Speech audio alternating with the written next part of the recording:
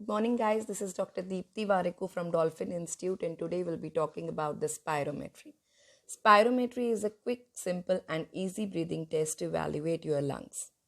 It measures how fast and how much you can blow out of your lungs.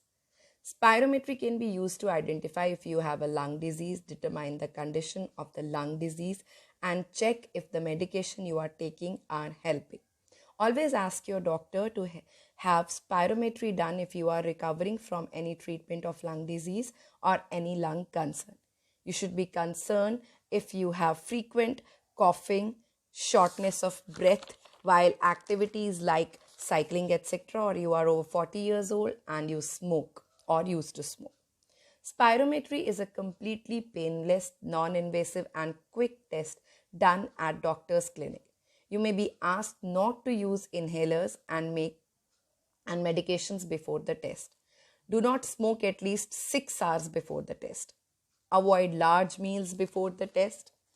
Wear loose clothing so that the breathing and the breathtaking is not interfered due to your clothes. Let your doctor know if you had a recent heart attack, eye or chest infection, abdominal surgery, collapsed lung, or tuberculosis. Your doctor may wait before you recover of these conditions. A spirometry is done using an instrument called spirometer. You need to follow proper instructions given by the doctor exactly. Remove dentures if you are wearing any. You will be asked to sit comfortably with feet flat on the floor.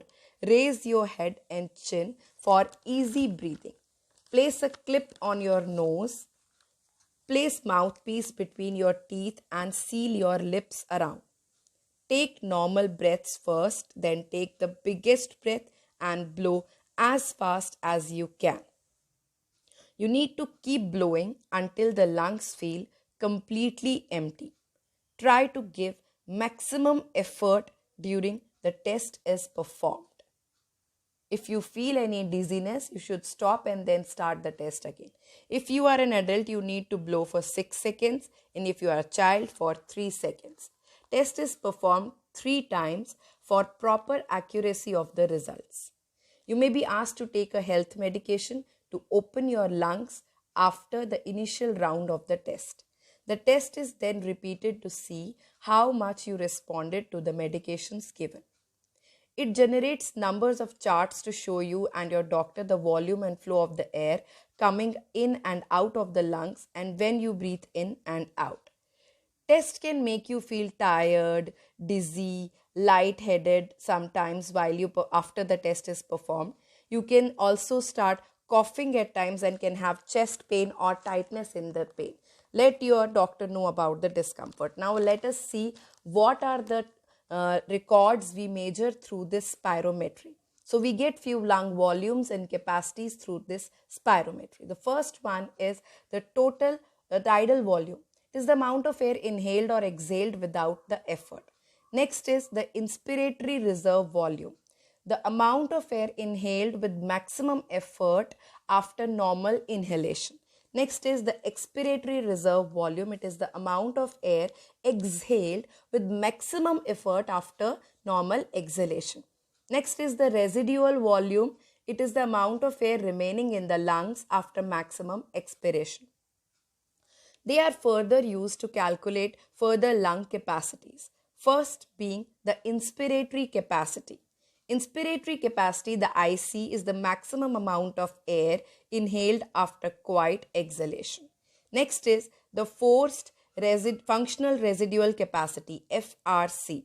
The functional residual capacity is the amount of air remaining in the lungs after quiet exhalation. Then we have TLC and VC, total lung capacity and vital capacity. TLC, the amount of air exhaled with maximum effort after maximum inhalation. This is the volume of deepest breath lung can handle. Then it is important indicator of pulmonary function as well as strength of the respiratory muscles. Vital capacity can be measured as slow vital capacity and forced vital capacity. Slow vital capacity is calculated after slow relaxed breathing, and forced vital capacity is when patient is asked to breathe out as hard as possible. In healthy individuals, there is little or no difference between the both, but in patients, we see difficulty in exhalation, which shows significantly lower forced vital capacity. Another important parameter measured in spirometry is the forced expiratory volume, FEV1. It is the amount of air exhaled during the first second of forced expiration after full inhalation. FEV1 is used to calculate the percentage of air that is exhaled during the first second. FEV1 and FEV ratio inversely reflects the resistance to respiratory airflow. In healthy people, it is about 70 to 85%, and a smaller number means increased lung resistance. Spirometry is used to find the difference between the restrictive and obstructive lung diseases. The restrictive lung diseases could be inspiratory and expiratory. The inspiratory lung diseases show lung compliance reduced, which thereby decreases the lung expansion in inhaling. Lungs become stiff as a result of scarring or fibrosis in lung tissues, or respiratory muscles are weak to inflate. In expiratory type, exhalation of volume is decreased. Due to weakness of accessory muscles involved in deep expiration, we see restrictive diseases are associated with decreased lung volumes and total lung capacity.